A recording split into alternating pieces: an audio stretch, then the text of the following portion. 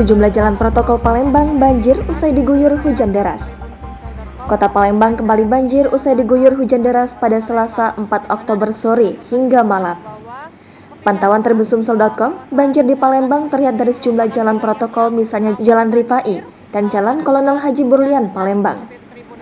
Di bawah hujan deras, pengendara banyak yang nekat berkendara karena tidak ingin terjebak banjir. Bahkan genangan air juga menutup halaman gedung Pengadilan Negeri Palembang.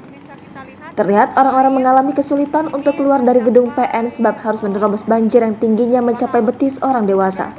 Dari pantauan di media sosial, banyak netizen di Palembang yang mengupdate kondisi banjir di wilayah tinggal mereka.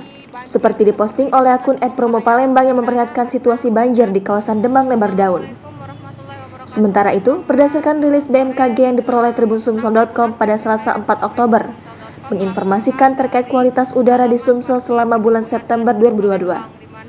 Dijelaskan, seluruh wilayah Sumatera Selatan mengalami peningkatan curah hujan yang relatif banyak dengan temperatur cukup tinggi. Secara umum, kualitas udara di Sumsel dalam kategori baik hingga sedang. Hal ini berdasarkan pantauan alat kualitas udara particulate meter di Stasiun Klimatologi Sumatera Selatan menunjukkan nilai partikulat. Dengan menggunakan ITEX JMA, hasil analisis menunjukkan angin dominan berasal dari arah selatan hingga barat daya. Jangan lupa subscribe, share, komen, dan like ya!